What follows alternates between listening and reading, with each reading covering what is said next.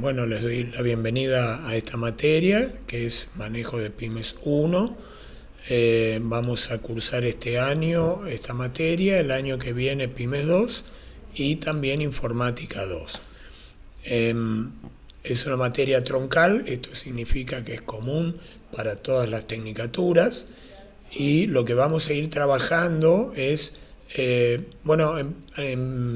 principio vamos a ver un poco la importancia, la evolución de las pymes en Argentina, por qué las pymes son importantes para un país y después iremos entrando en lo que tiene que ver con el capital agrario, en lo que tiene que ver con el cálculo de los costos en principio de maquinaria, por ejemplo,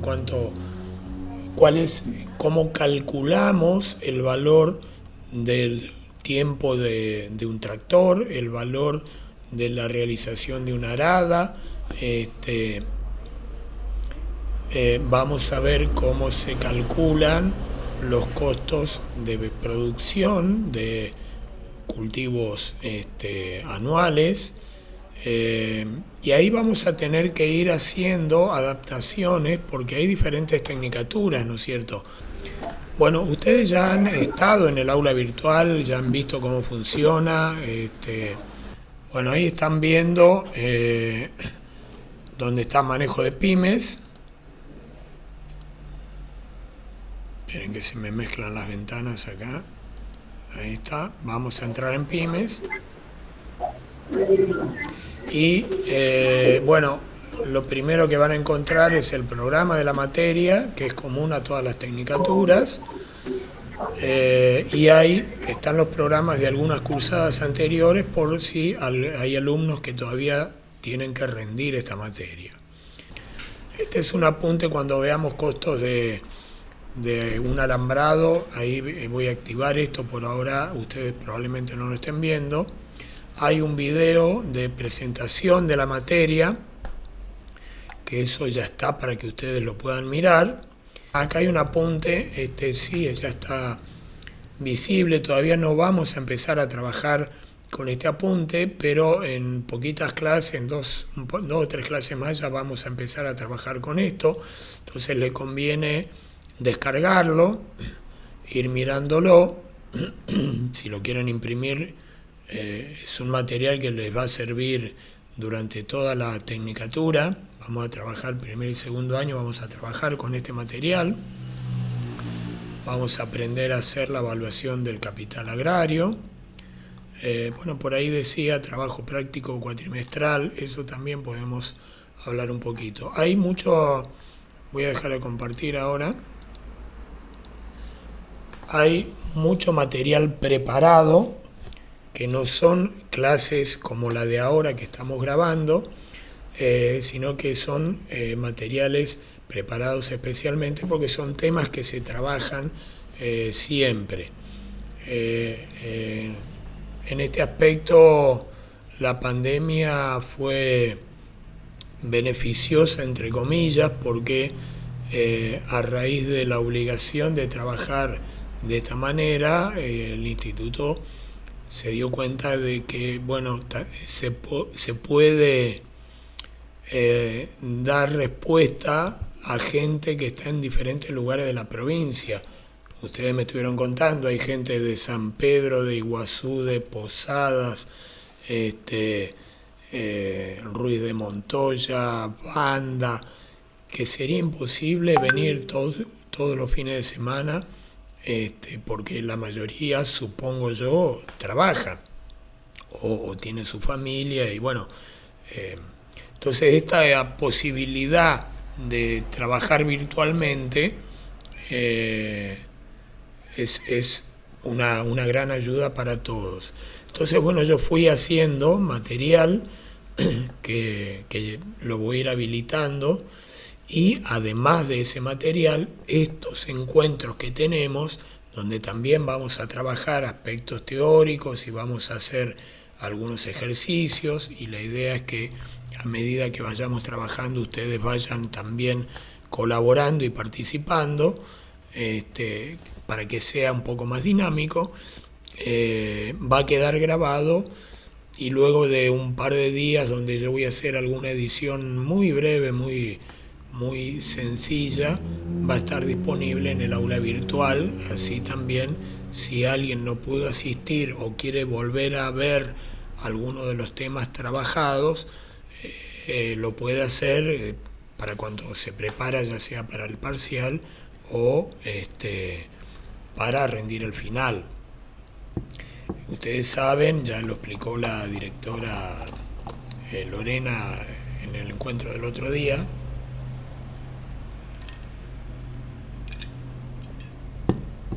que la materia es promocional, pero, digamos, promocional significa, cuando vamos un poquito más atrás, la principal diferencia entre el secundario y superior es que en el secundario uno avanza por bloques, pasa de primer año a segundo año, de segundo a tercero, a lo sumo le queda alguna previa para rendir, o bueno, ahora ya no es más previa, son trabajos prácticos, le acompañamos al alumno,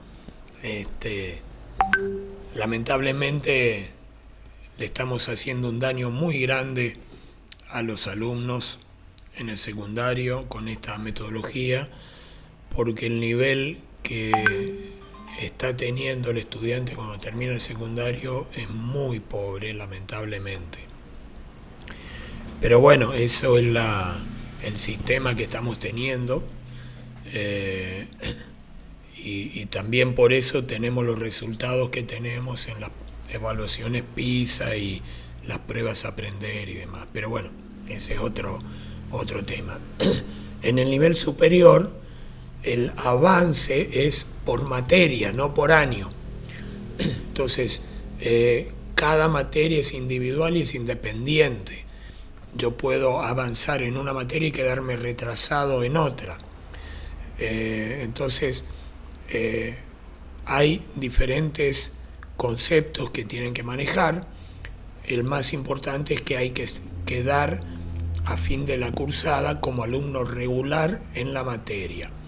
El alumno es regular en una materia cuando tiene aprobado los trabajos prácticos, cuando tiene aprobados los parciales, y cuando ha cumplido con un cierto porcentaje de asistencia. Estos encuentros virtuales también yo tengo que tomar asistencia.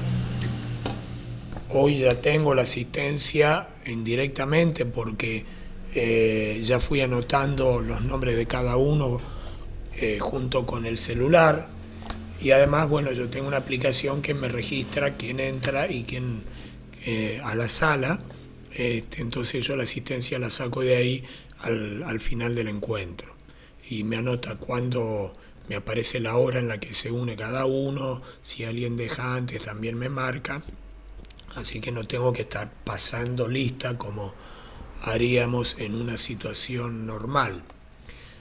Entonces, el tener aprobado con 6 o 7, todo eso que dijimos, les da a ustedes la condición de regular.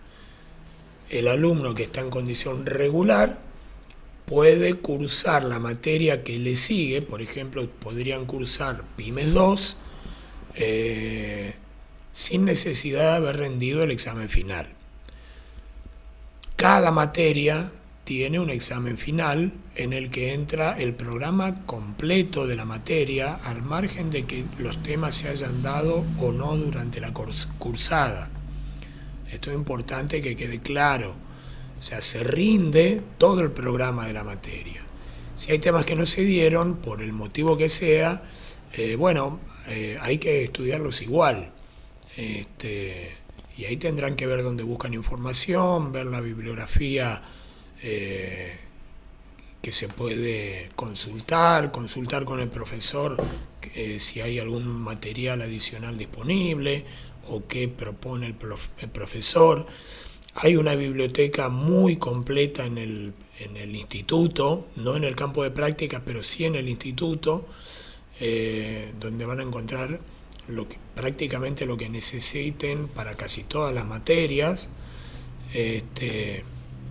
Y los libros se prestan, así que también tienen que tener en cuenta eso.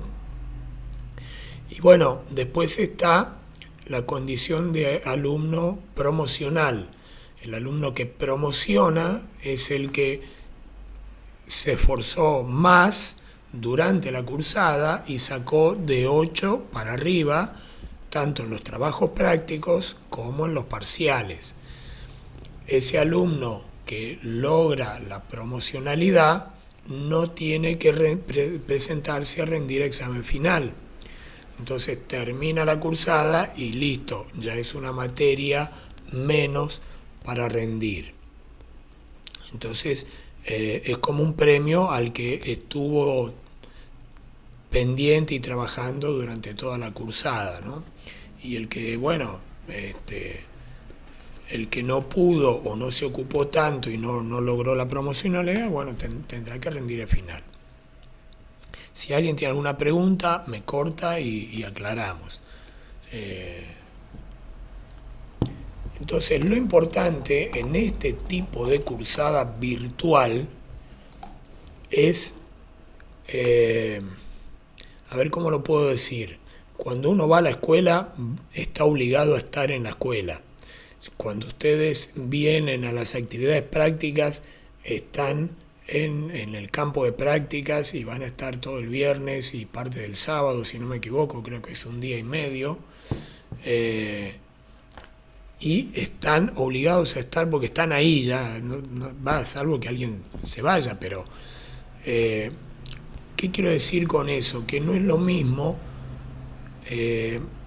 estar físicamente que estar como estamos ahora, cada uno en su casa, donde hay una cantidad de otras cuestiones que nos distraen, que por ahí nos quitan las ganas, o por ahí no tengo ganas de conectarme hoy, bueno, después igual va a estar el video y yo lo puedo ver, pero yo les aseguro que no es lo mismo. Exige mucha conducta de cada uno de nosotros el obligarnos a participar de las clases virtuales que se van dando. Porque es muy fácil quedarme tranquilito mirando televisión. Entonces hay que poner un poquito de fuerza de voluntad, porque les va a pasar, ahora como todo es nuevo, uno está entusiasmado, pero después va a pasar que tengo fiaca, que no, bueno, volví a trabajar, estoy muerto, y tengo 1 hora y media de clase todavía, pero hagan el esfuerzo, hagan el esfuerzo. En la clase, estando presente en estas clases virtuales, ustedes interactúan, preguntan lo que no se entiende, toman sus apuntes, que yo les recomiendo que tomen apuntes siempre en todas las materias, y les recomiendo que no se queden con dudas.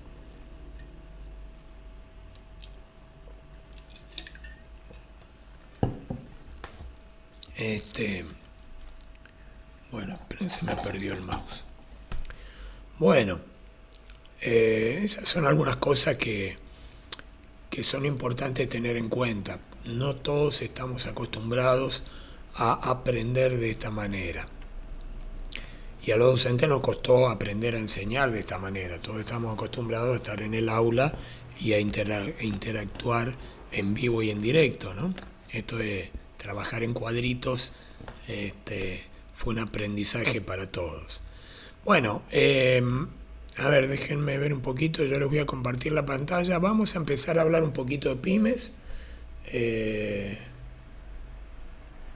Son 9 menos 20, tenemos hasta las 9 y media.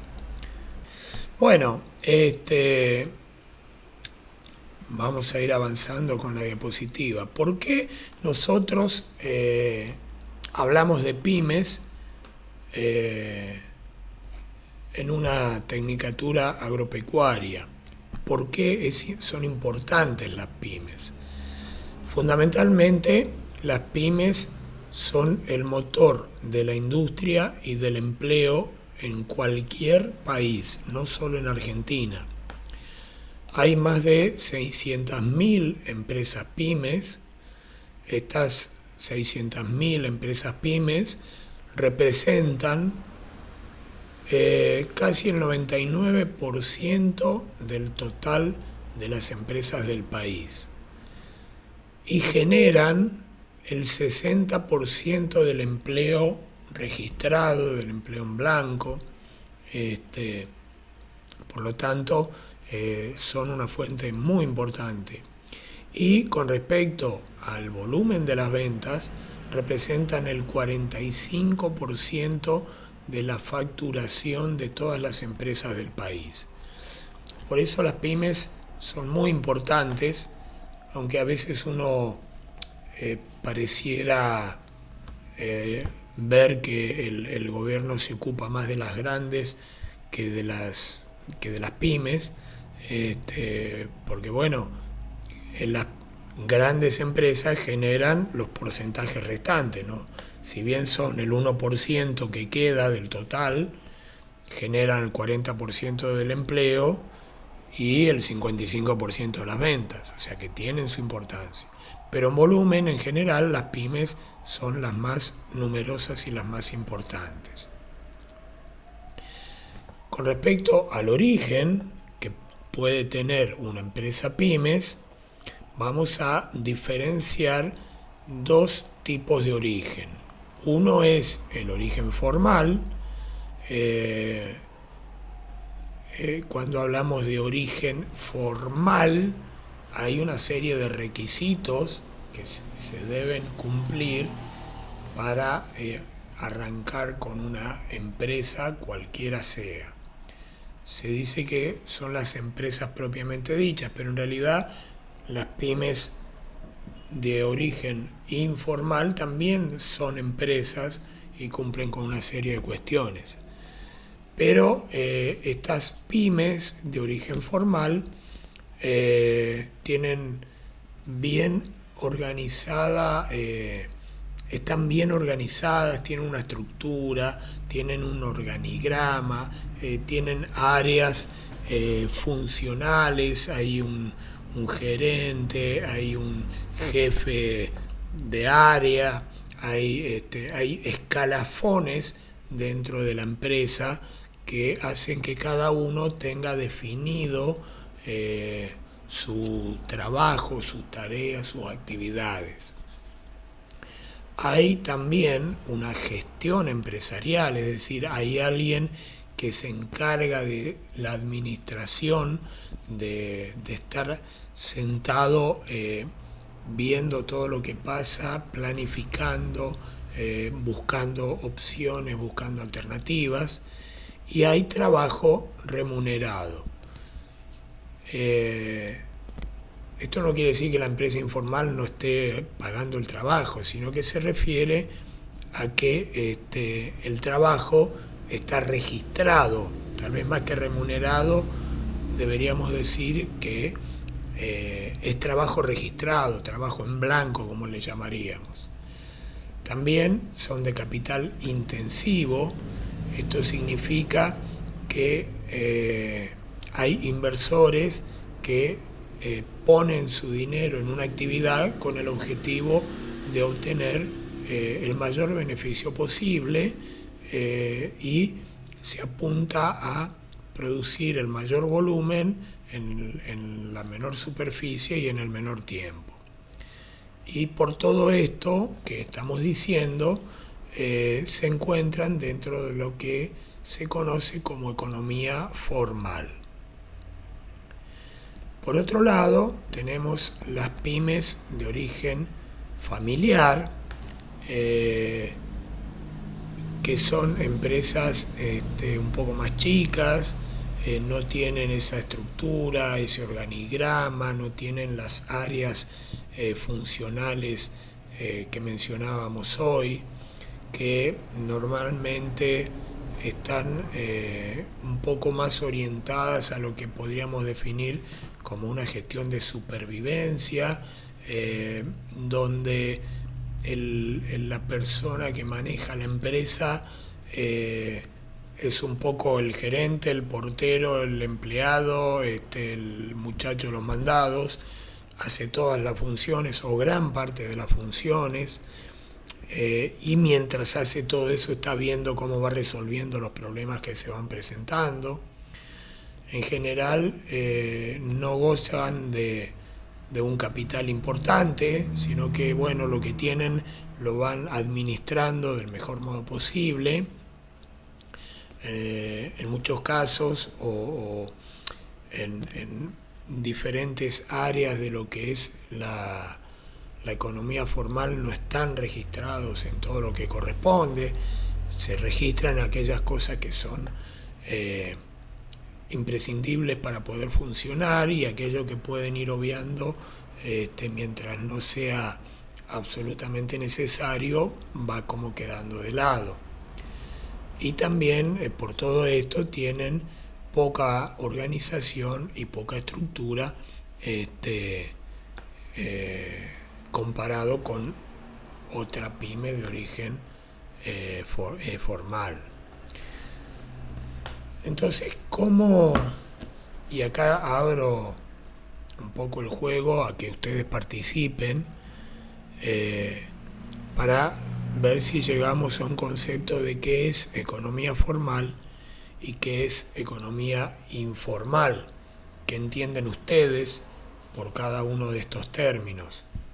Para mí, por ahí economía formal, por ejemplo, sería una empresa que puede ser una ferretería o no sé, se me ocurre cualquier tipo de empresa. Y la economía informal se me viene más a la mente por ahí los trabajadores cartoneros, cooperativas pequeñas que hay de, no sé, es lo más cercano que tengo yo, por eso se me ocurrió lo de los compañeros cartoneros, pero que creo que le dicen recicladores urbanos ahora.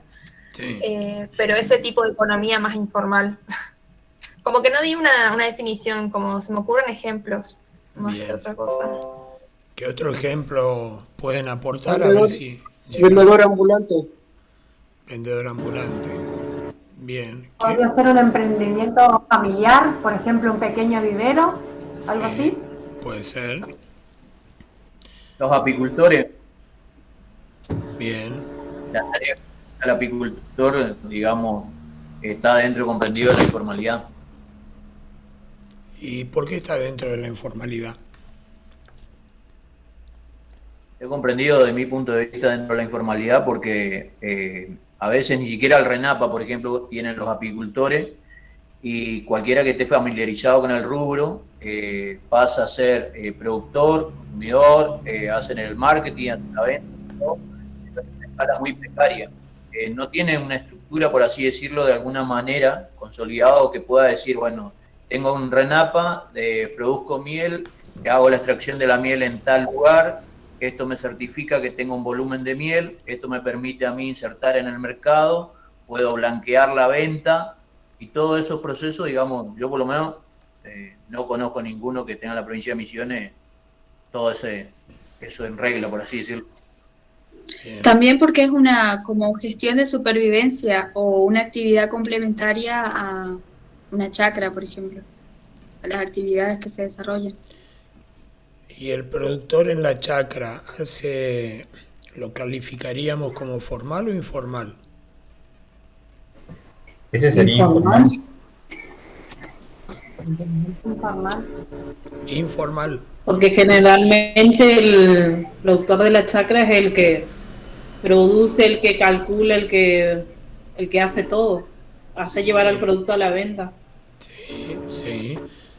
Habría que ver el productor cómo hace esos procesos, porque, por ejemplo, hay productores que terminan llevando los productos en una feria franca y de alguna manera están contenidos y están blanqueando la producción de esa chacra.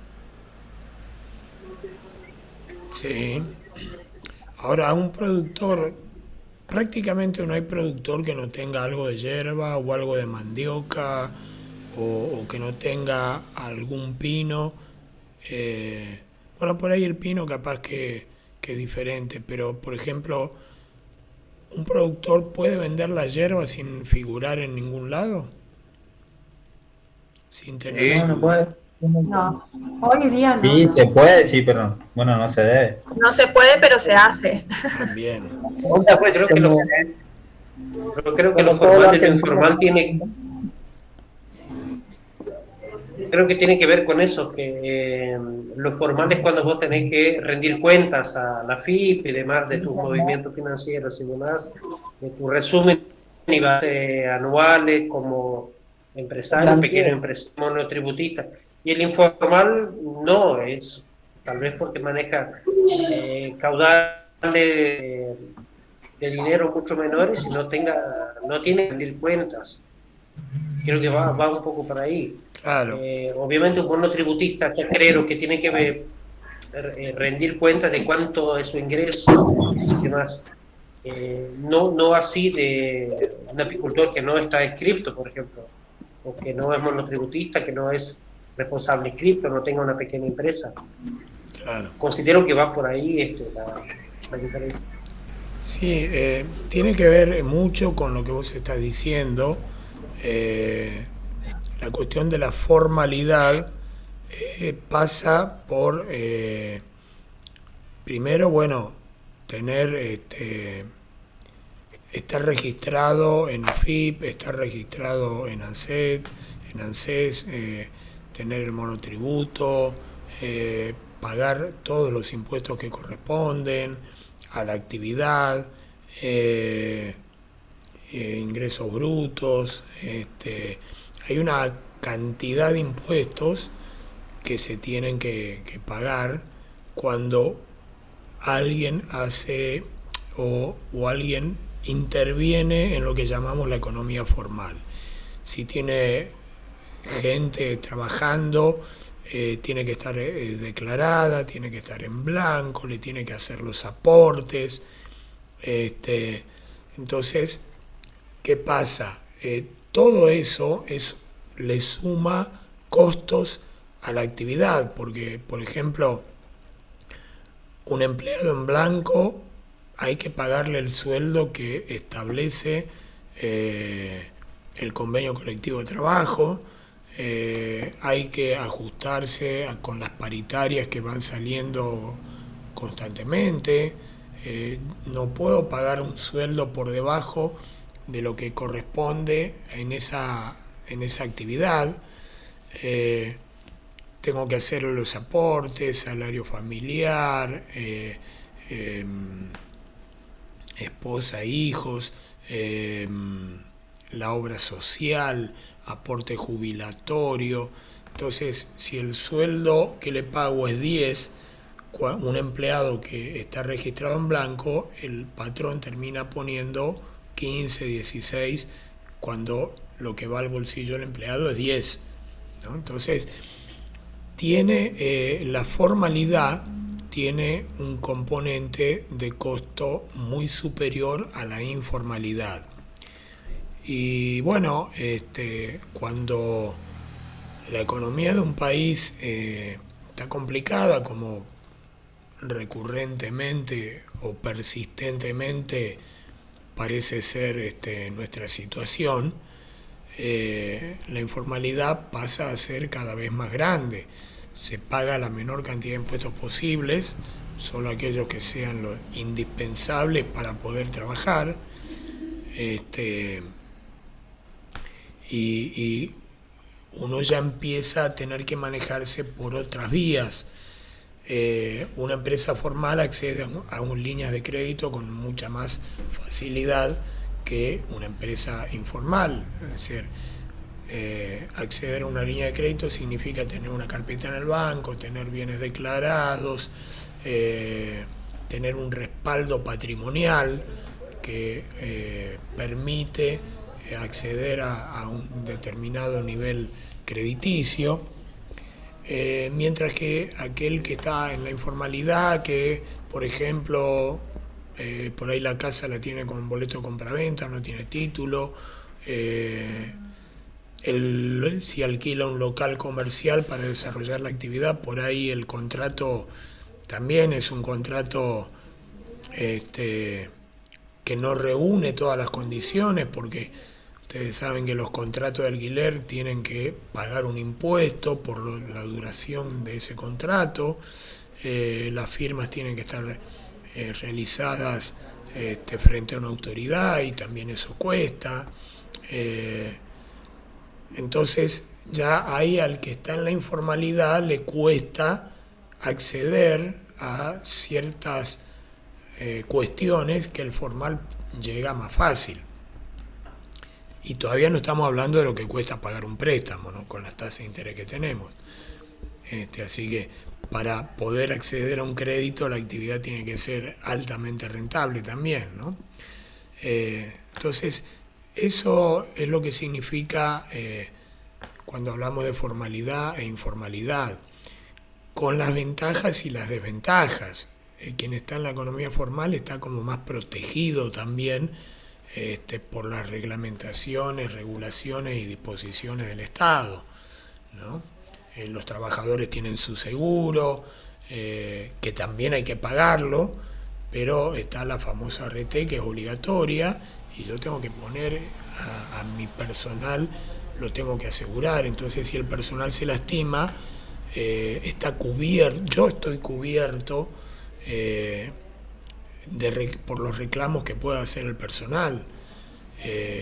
Si yo no estoy registrado en ningún lado, no puedo darle la RT a un empleado porque ni siquiera yo existo en los papeles formales. Ahora, si ese empleado se lastima, me puede hacer un juicio y yo puedo perder el auto, la casa, el negocio, dependiendo qué tan importante haya sido el problema con mi empleado, ¿no? Por eso, por un lado, tiene sus ventajas, por otro lado, tiene sus dificultades. Bueno, retomamos un poquito nuestro PowerPoint. En la historia argentina, la evolución de la economía ha ido atravesando diferentes etapas. Y por supuesto, las pymes han ido acompañando esas diferentes etapas porque siempre va respondiendo a lo que las regulaciones estatales van marcando. Arrancamos en 1880, que es cuando empieza la organización institucional del país, y desde ahí hasta hoy podemos establecer 4 etapas principales en esta historia económica del país. La primera de ellas es la que se llamó el modelo agroexportador. Luego le sigue una segunda etapa que se llamó de sustitución de importaciones, ahí entre paréntesis figura ISI, porque que es el nombre correcto, se llama industrialización por sustitución de importaciones. Después tuvimos una etapa de economía neoliberal y que está vinculada con el proceso militar del 76 al 83, y después tenemos lo que se denominó economía postproceso. Y bueno, quedan estos últimos 20 años que todavía no sabemos bien cómo la historia lo va a definir, ¿no? Pero yo creo que es claramente una etapa diferente. La primera etapa de modelo agroexportador va desde el año 1880 hasta el año 1930.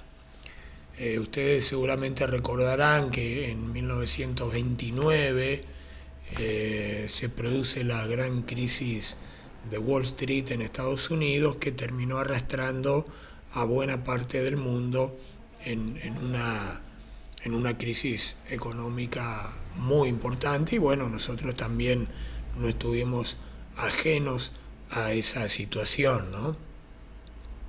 En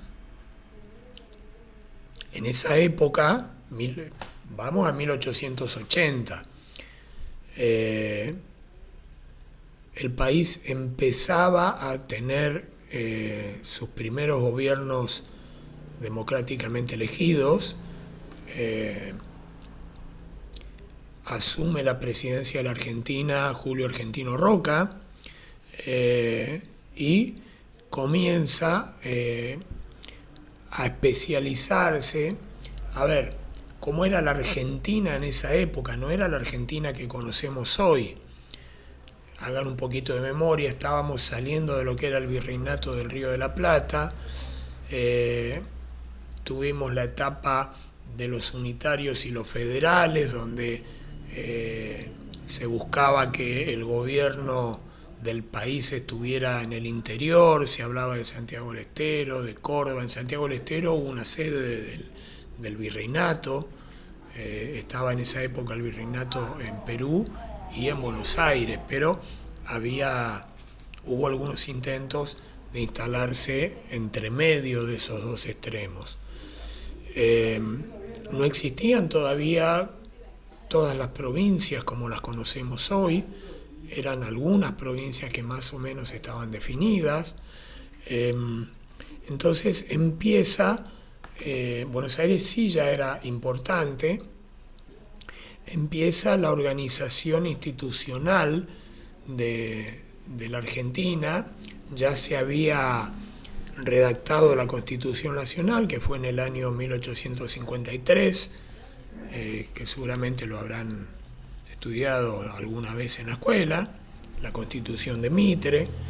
Y entonces Roca tenía como lema de su gobierno paz y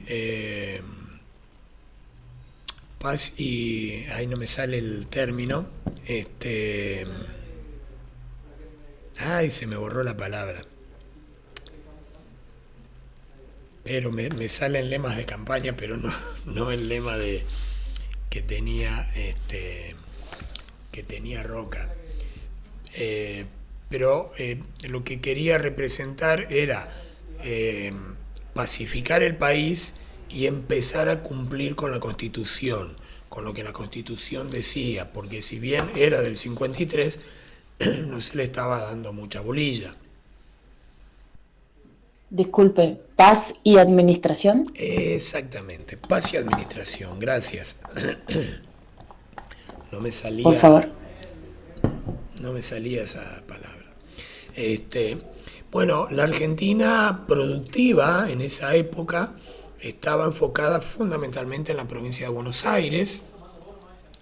Roca había sido el responsable poquito antes de la conocida y famosa campaña al desierto. Esa campaña al desierto, a ver, les pregunto, ¿alguien tiene idea por qué se llamó campaña al desierto?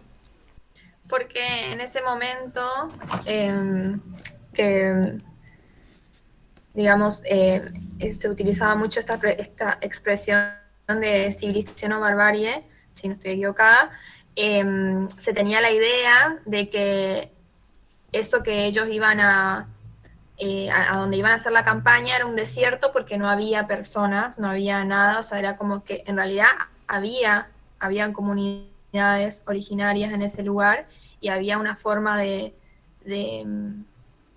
vivir súper desarrollada, solo que para ese entonces, para la gente que gobernaba en ese momento, eso era considerado un desierto. La realidad es que no, había gente viviendo ahí. Sí, en parte es como vos decís, y desierto específicamente porque se pensaba, si ustedes miran lo que es el paisaje misionero, es sumamente distinto a lo que es el paisaje de la llanura bonaerense, ¿no? Ustedes en la escuela estudiaron que se habla de la llanura, toda esa zona de la provincia de Buenos Aires, sur de Santa Fe, que es plano, no había bosques, no había árboles, y se pensaba que esas tierras eran improductivas, igual que el desierto africano. Entonces, al principio pensaban que esas tierras no servían para nada, y por eso lo asimilaban al desierto. Y estaba, por otra parte, el tema de, como vos dijiste, las poblaciones aborígenes que vivían constantemente al acecho, saqueando a las poblaciones, se llevaban a las mujeres, y vivían una vida nómade completamente. Entonces existía lo que se llamaba la línea de fortines. Yo no sé si alguno de ustedes, por ahí los de mayor edad que viene en el grupo, habrán leído alguna vez esas historietas D'Artagnan o revistas de ese estilo, donde había una historieta que se llamaba Cabo Sabino, que relataba muy bien el modo de vida de los fortines en aquella época. Los fortines eran espacios, pequeños fuertes, pequeñas avanzadas militares que tenían como función vigilar el ataque de los indios, ¿no? Que atacaban el malón. El malón era cuando venían así, digamos, llamémosle tipo en patota, con sus caballos, una cantidad grande de aborígenes a saquear y a llevarse a las mujeres. Entonces la única forma de estar más o menos seguro era estableciendo cada tanto fortines. A medida que se iba consolidando el territorio, el fortín se desplazaba un poco más allá y iba como en semicírculo, que se iba ampliando y cubriendo desde lo que hoy es Capital Federal, se iba abriendo hasta, bueno, las localidades, por ejemplo, de Tandil, Azul o La Barría, en la provincia de Buenos Aires, derivan de aquellos fortines de aquella época. Entonces la conquista del desierto fue, por un lado, necesaria para poder ampliar la superficie utilizable de la provincia de Buenos Aires, expulsando a los aborígenes cada vez más lejos, y bueno, fue sangrienta también, ¿no? Pero fue lo que permitió empezar a tener tierras cultivables, un poco más allá de lo que eran los poblados que había en ese momento. Y a partir de la consolidación de esa conquista que fue la conquista del desierto y de obtener espacios utilizables, empezó la ganadería y empezó la producción de cereales fundamentalmente. Entonces Argentina empieza a producir cereales, principalmente trigo, maíz, algo de lino, y empieza la producción ganadera, que iba aumentando de un año a otro porque cada año se iba incorporando nueva superficie al cultivo y nueva superficie a la ganadería a medida que los espacios físicos lo permitían, ¿no?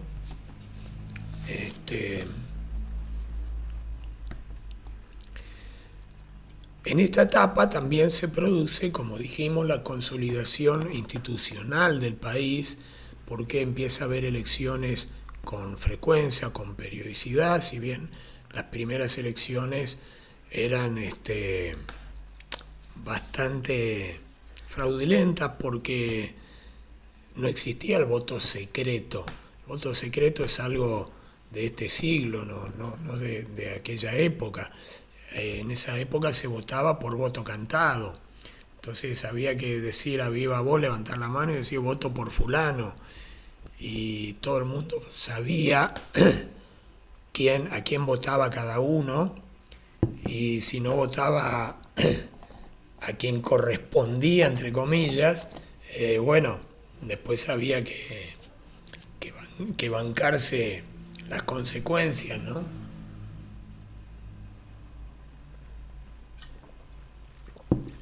El voto secreto es un logro bastante más moderno. Pero bueno, de todos modos empieza a haber elecciones. Y a raíz de esta producción de cereales y carnes, Argentina empieza a comerciar con el mundo, principalmente con Inglaterra, que eran los destinos de nuestras exportaciones, y además nos proveíamos de manufacturas en esa época,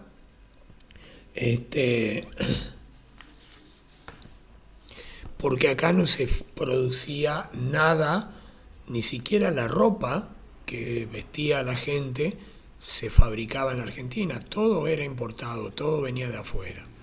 Entonces había que generar ingresos para poder comprar todas esas cosas. Entonces, bueno, Argentina empieza a participar de ese modo como productor de cereales y carnes. Se exportaban bienes primarios. ¿Ustedes saben a qué denominamos bienes primarios? Al producto. Prácticamente sin mucha alteración. Al producto sin manufacturar. Exactamente. Producción primaria es, como se ve en la foto, el grano de trigo y no la harina. La harina ya sería un bien secundario, ¿no? Es la producción que se obtiene directamente sin procesar, sin industrializar. Por eso ahí en la foto están las vaquitas y está la cosechadora juntando los granos. Como contrapartida se importaban capitales, bienes de capital y manufacturas, que era comprar todo lo que hacía falta para la vida cotidiana. Traíamos los sillones que poníamos en el living, las mesas, las sillas, las ollas, la ropa, todo se traía ya hecho, ¿no? De Europa, principalmente de Inglaterra. El modelo agroexportador se caracterizaba porque dependía completamente del mercado externo. Nosotros dependíamos de otros países, tanto para vender como para comprar. Cuando se logra esa conquista del desierto, las grandes tierras que quedaron disponibles para la producción se repartieron en cantidades, digamos, entre relativamente pocas familias, con superficies exageradamente grandes. Hablamos de 20.000 hectáreas, 30.000 hectáreas, 15.000 hectáreas. Eso era una propiedad. Entonces, esto es lo que se denomina técnicamente como latifundio. Entonces, el latifundio era la unidad de producción en esa época. Y había profundos desequilibrios regionales, porque la región que se estaba desarrollando era la zona pampeana, ¿no? El resto seguía prácticamente igual que antes, sin mayores posibilidades. Había una fuerte intervención del Estado, había libre circulación tanto de bienes como de capitales. Es decir, no había restricciones como hoy podríamos decir, o sea, no existía una aduana. Bueno, hoy hablamos de fuga de divisas, pero en esa época estaba todo permitido, ¿no? Entonces era normal que empezaran a llegar capitales extranjeros a instalarse y los beneficios que obtenían se los llevaban.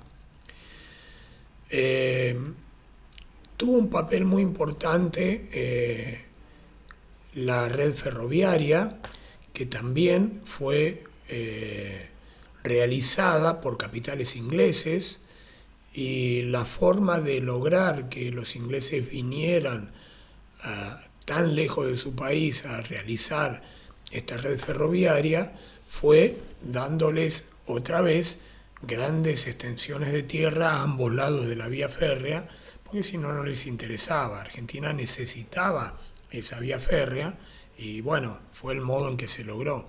Y eso estuvo acompañado de una política de inmigración. Se promovió que viniera gente del exterior porque hacían falta mano de obra para trabajar toda esa superficie, y empezó a crearse la infraestructura productiva de la Argentina. Como dijimos recién, con gran participación de capitales extranjeros. Bueno, todo esto dio como resultado una incipiente industrialización en el país, porque bueno, contamos con esa inmigración que se estuvo promoviendo, vino mano de obra calificada de Europa,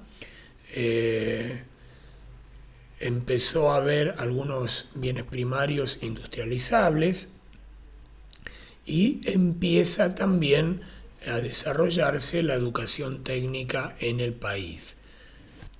Ya avanzada esta etapa, de 1880 a 1930, si ustedes recuerdan, dijimos 1929, la situación que había, empieza a haber ya un poco antes, cuando se produce la Primera Guerra Mundial. ¿Alguien se acuerda en qué año fue? 1914. Muy bien. Al 16. 1914 empieza la Primera Guerra Mundial. Ahí esa imagen es una imagen típica de esa guerra de trincheras se llamaba. Fíjense que estaban con máscaras antigás porque todavía no estaba regulado el tema de la guerra química, pero ya se empezaba a usar armamento químico. Entonces, ¿qué pasa con esta guerra? Que los países que participaban en la guerra empiezan a orientar el esfuerzo industrial al abastecimiento, a los requerimientos de la guerra, es decir, a fabricar armamento, a fabricar municiones. Entonces eso hizo que las manufacturas que estábamos habituados a comprar empiecen a escasear. ¿Por qué? Porque las empresas se estaban dedicando a otra cosa. Hay demandas de la producción primaria y de obras o sea, toda la producción que se estaba haciendo empieza a requerir una cierta infraestructura, y como consecuencia de que no había tanto abastecimiento externo, empieza a crecer el mercado interno en el país. Como resultado de todo este periodo, la Argentina logra tener la estructura industrial más importante en esa época en lo que era la región de los países de Sudamérica, que alcanzó al 20% del PBI, Producto Bruto Interno, y obtuvo o logró establecer más de 50.000 establecimientos en ese periodo. Ya estamos llegando al final de esta etapa agroexportadora y esto se produce porque por un lado habíamos dicho que año a año se iban incorporando nuevas tierras, pero como todo hay un límite a la expansión. Ya se alcanzó la cantidad de superficie que se podía lograr, ya no se puede seguir creciendo incorporando más tierra. Llegamos a la crisis del 29 y también por toda esta situación donde además pusimos a Inglaterra como principal proveedor y comprador.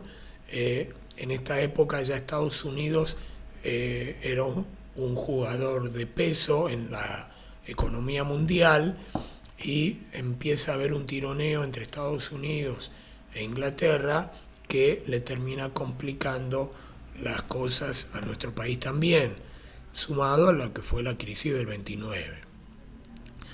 ¿Cómo fue evolucionando la producción del área sembrada?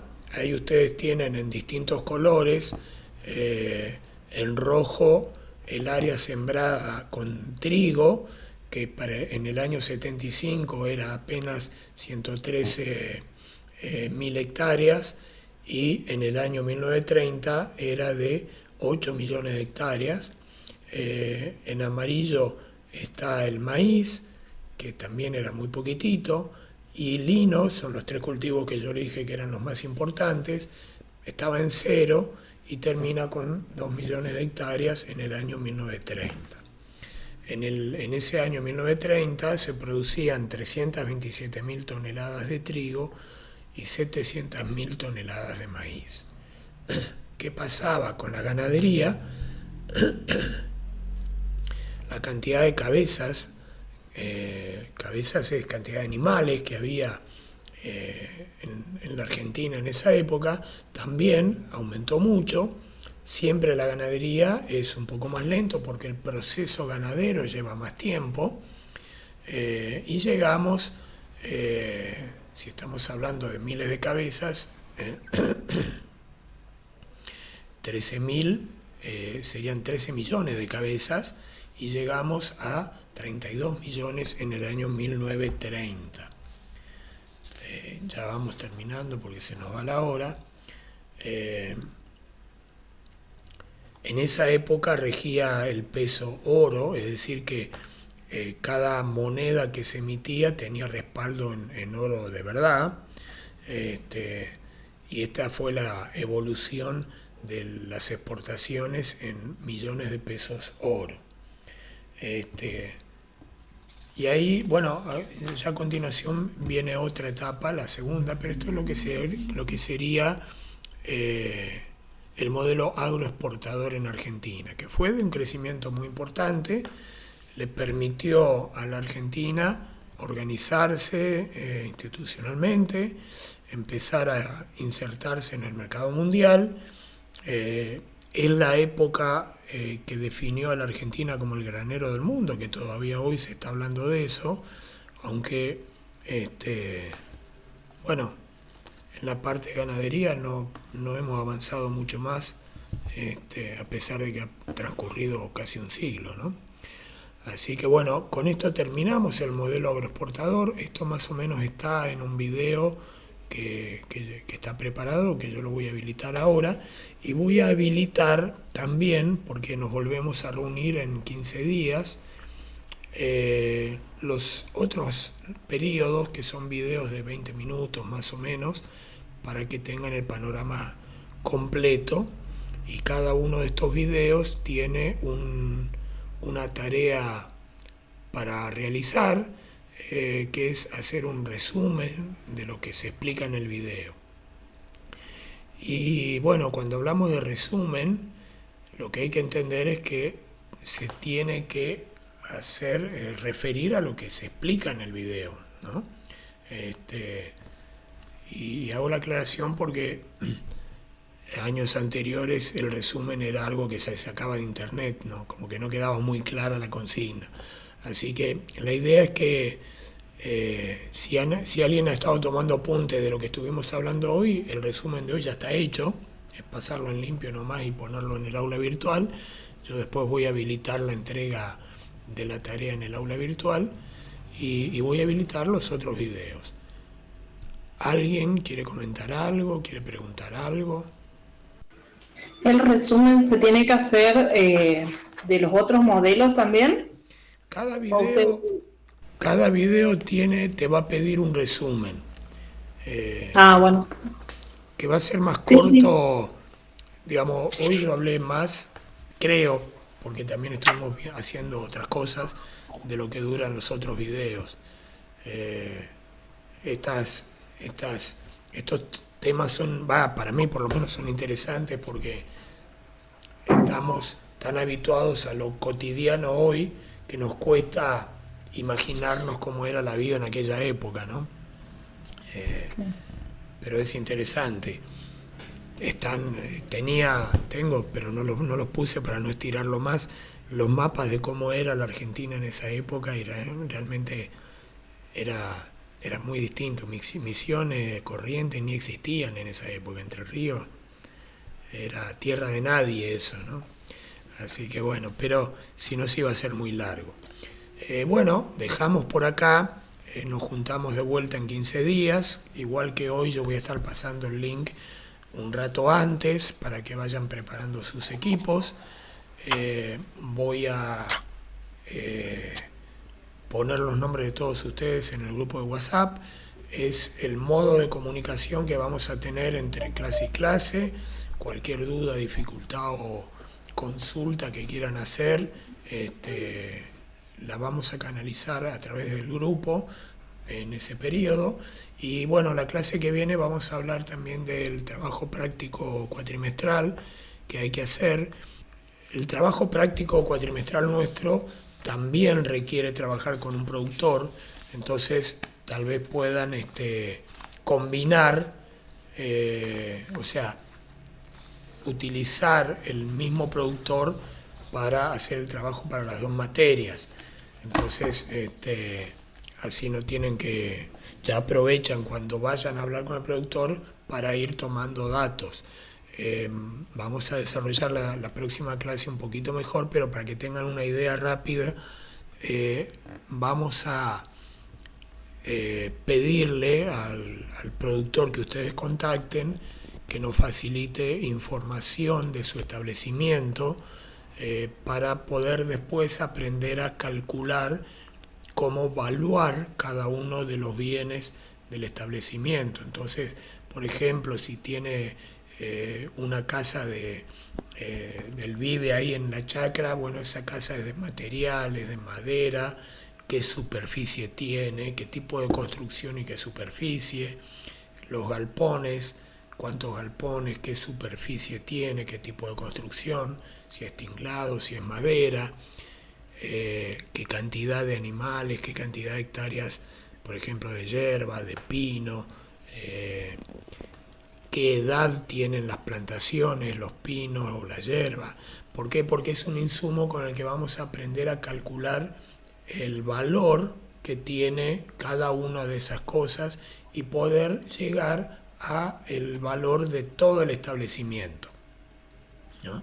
Eso es lo que se llama obtener el capital agrario que tiene el productor.